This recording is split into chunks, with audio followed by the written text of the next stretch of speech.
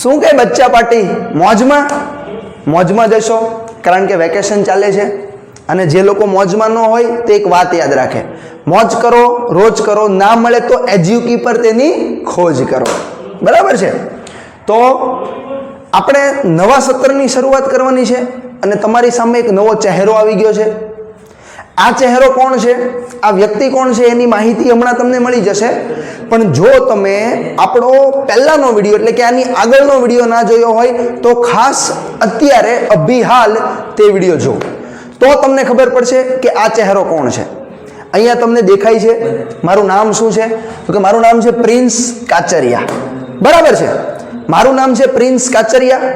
હવે નીચે લખેલી છે મારી ડિગ્રી, બીએસસી એટલે કે બેચલર ઓફ સાયન્સ અને એમએસસી એટલે કે master of science in botany. મેં bachelor of science in botany આપણા ગુજરાતની ખ્યાતનામ university Maharaja Sayajirao university of બરોડામાંથી પૂરી કરેલી છે અને એમએસસી વીર નર્મદ સાઉથ ગુજરાત યુનિવર્સિટીમાંથી કરેલું છે. હવે મારી પાસે એક્સપિરિયન્સ છે ટોટલ 4 વર્ષનો. તમને લાગે છે 4 વર્ષનો, પણ તમે મારી સાથે જ્યારે ભણશો તો તમને મજા બહુ આવવાની છે, આ ગેરંટીની વાત છે. બીજી વસ્તુ, મારો સબ્જેક્ટ કયો છે? સર તમારો સબ્જેક્ટ કયો છે? મેઇન વસ્તુ, મારો સબ્જેક્ટ અહીંયા લખેલો છે, તમને દેખાય છે. સબ્જેક્ટ છે સાયન્સ એન્ડ ટેકનોલોજી એટલે કે વિજ્ઞાન. બરાબર છે. તો ચાલો નેક્સ્ટ સ્લાઇડ પર જઈએ. તમારી સામે એક બહુ મોટો પ્રશ્ન આવી ગયો છે. શું છે પ્રશ્ન? What is the meaning of science? સાયન્સનો મતલબ શું થાય? વિજ્ઞાન એટલે શું? વિજ્ઞાનનો મતલબ જણાવો. તો બાળકો, કોઈ પણ વિષયને જો સમજવો હોય તો સૌથી પહેલાં તમારે એ સમજવું પડે કે એ વિષયનો મતલબ શું છે, એ નામ, એ શબ્દનો મતલબ શું છે. હવે હું તમને એક જોરદાર માસ્ટર કી આપવાનો છું. જેમ આપણું નામ છે એજ્યુકી, એમ હું તમને આપવાનો છું આજે માસ્ટર કી. ખાસ નોંધ કરી લેજો, તમારા મગજની અંદર, તમારા કાગળની અંદર, તમારી બુકની અંદર હું તમને અત્યારમાં એક માસ્ટર કી આપું છું. વિશ્વનો કોઈ પણ શબ્દ જો તમારે સમજવો હોય તો એની માટેની એક માસ્ટર કી. તમારે શું કરવાનું? કોઈ પણ શબ્દને સમજવા માટે સૌથી પહેલાં તમારે એ શબ્દના 2 ભાગ પાડવાના. જેમ કે વિજ્ઞાન, તો વિજ્ઞાનના 2 ભાગ પાડો, વિ અને જ્ઞાન. આપણી પાસે છે વિ અને પછી આપણી પાસે છે જ્ઞાન. પહેલા આ વિનો મતલબ શું છે એ શોધો, પછી આ જ્ઞાનનો મતલબ શું છે એ શોધો. હવે વિ અને જ્ઞાન બંનેના મતલબને ભેગા કરો અને એ બંનેનો મતલબ જ્યારે ભેગો થશે તો એક મતલબ બનશે. એ જે મતલબ છે એ આપણો મુખ્ય શું, જે આપણે જે વસ્તુ શોધવા માંગતા હતા તે વસ્તુ મળશે તમને. જેમ કે વિ એટલે વિશેષ જ્ઞાન અથવા તો વિશ્વનું જ્ઞાન. બરાબર. તો વિજ્ઞાનનો મતલબ થાય છે વિશેષ જ્ઞાન અથવા તો વિશ્વનું જ્ઞાન. તો આપણે જે નવા સત્રની શરૂઆત કરવાના છીએ તેની અંદર તમારા પુસ્તકમાં જે આપેલું છે એ તો ખરું, પણ એની સિવાય બીજું ઘણું બધું એક્સ્ટ્રા કે જે તમને દુનિયા કરતાં અલગ બનાવશે એવું અહીંયા જાણવાનું છે. બરાબર છે. તો હવે આપણે શરૂઆત કરીએ. તો પહેલા વિજ્ઞાનની થોડીક બેઝિક માહિતી હું તમને આપી દઉં. વિજ્ઞાનના 3 ભાગ પડશે. સૌથી પહેલા આવશે કેમેસ્ટ્રી, જેને આપણે રસાયણ વિજ્ઞાનના નામે ઓળખીએ છીએ. નંબર 2 પર આવશે બાયોલોજી, જેને આપણે જીવ વિજ્ઞાનના નામે ઓળખીએ છીએ. ઘણા બાળકોને અત્યારમાં મજા આવવા મળી હશે, સાહેબ બાયોલોજી મજા આવશે. તો મજા તો આવવાની જ છે. અને લાસ્ટ છે આપણી પાસે ફિઝિક્સ, જેને આપણે ભૌતિક વિજ્ઞાનના નામે ઓળખીએ છીએ. પણ બાળકો ટેન્શન નથી લેવાનું. ઘણાના મગજમાં એક સવાલ હોય છે, ઘણાને એવું લાગતું હોય છે કે વિજ્ઞાન સર બહુ અઘરું છે, બહુ આમ છે, ફલાણું ઢીકણું. પણ તમારે ટેન્શન નથી લેવાનું. કેમ ખબર છે? કારણ કે તમારી સાથે પ્રિન્સ સર છે. તો તમારે ટેન્શન શેનું લેવાનું? આપણે સંપૂર્ણ વિજ્ઞાનને 3D ની અંદર, યાદ રાખજો હું જે શબ્દ બોલું છું એ 3D ની અંદર ભણવાનું છે. તમને અહીંયા જેટલી પણ વસ્તુ બતાવવામાં આવશે તેમાં મોસ્ટ ઓફ 3D વસ્તુનો ઉપયોગ કરશું, એટલે તમને ભણવાની મજા આવે અને અમને ભણાવવાની મજા આવે. બરાબર છે. તો ચાલો આપણે થોડીક ધોરણ 10ની થોડીક ઉપર છેલ્લી માહિતી મેળવીએ અને આની પછીના નેક્સ્ટ લેક્ચરની અંદર આપણે ચેપ્ટર 1 સાથે મળીશું. બરાબર છે. તો થોડી ઘણી માહિતી લઈએ. સૌથી પહેલા ધોરણ 10 છે, રસાયણ વિજ્ઞાન છે. બરાબર. ચાલો પ્રકરણ 1 આપણી માટે છે પ્રકરણ 1 શું છે? રાસાયણિક પ્રક્રિયાઓ અને સમીકરણો. આની અંદર તમે 3 પ્રક્રિયાઓ ભણશો જે મોસ્ટ આઈએમપી છે, પણ હું અત્યારે નહીં કહું. અત્યારમાં થોડા બધા રાજ ખોલી દેવાના હોય, થોડુંક ભણવા તો આવો ત્યારે ખબર પડે ને. નંબર 2 શું છે? એસિડ, બેઝ અને ક્ષાર. જે એસિડ, બેઝ અને ક્ષાર છે તેની અંદર લાઈવ પ્રયોગ કરાવવામાં આવશે. અહીંયા તમને લાઈવ પ્રયોગ કરાવવામાં આવશે, તમે એને લાઈવ જોઈ શકશો. નંબર 3 પ્રકરણ નંબર 3 છે આપણી પાસે ધાતુ અને અધાતુ. રોકડિયું ચેપ્ટર તમે લગભગ ધોરણ 7માં ભણી ગયા, ધોરણ 8માં ભણી ગયા, ધોરણ 9માં ભણી ગયા અને ધોરણ 10માં પાછું આવ્યું છે.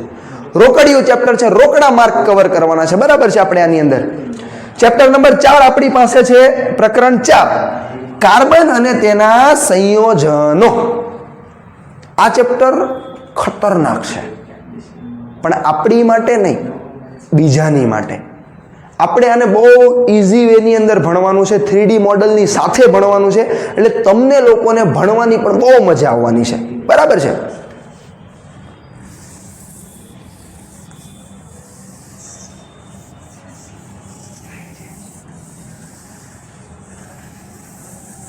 એટલે ભૂસવા તો દો, શાંતિ રાખો ને. રહી ગયું, બરોબર રહી ગયું. હા,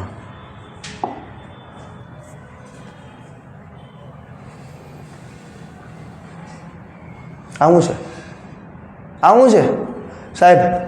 આ દિલ છે, એટલે દિલ નથી લા, આ હૃદય છે. હૃદય, દિલડું આપણામાં ન હોય, આપણામાં હૃદય આવે. હૃદય શું છે? આ જીવ વિજ્ઞાન. શું છે? જીવ વિજ્ઞાન. સાહેબ હવે મજા આવશે નહીં? તો મજા તો આવે જ ને. જો કેટલા ખુશ થઈ ગયા. જો વિડીયો જોતા દાંત કાઢે. જો શાંતિ રાખો. ચાલો,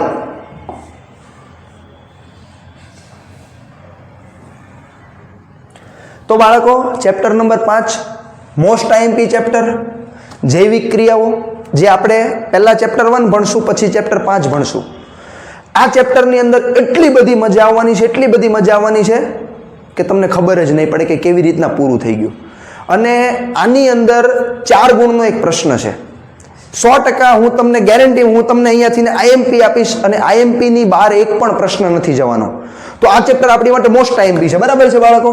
પ્રકરણ નંબર 6 નિયંત્રણ અને સંકલન, જેની અંદર આપણે લોકો માનવ મગજ ભણવાના છીએ, બરાબર છે.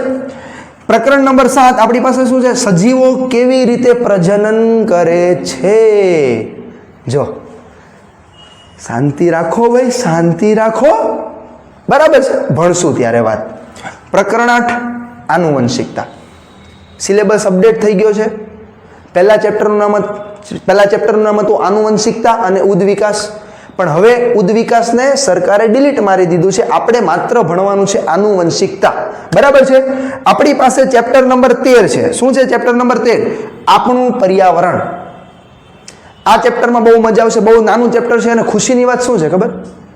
આની અંદરથી પણ એક 4 ગુણનો પ્રશ્ન પૂછાય છે. અને આની અંદર 4 ગુણના કેટલા પ્રશ્ન છે ખબર? 3 થી 4, એટલે રોકડા 4 માર્ક. દર વર્ષે લગભગ રિપીટ જ થાય છે ક્વેશ્ચન. તો આમાં મજા આવશે આપણને, બરાબર છે. તો બાળકો હવે આવી ગયું છે ભૌતિક વિજ્ઞાન, જેને આપણે ફિઝિક્સ કહીએ છીએ. અહીંયા એક માણસ લટકતો દેખાય છે ને, આપણે આવું પણ બની શકે છે. આવું સ્પેસમાં જવા માટે આ કોસ્ચ્યુમનો યુઝ થાય, બરાબર છે.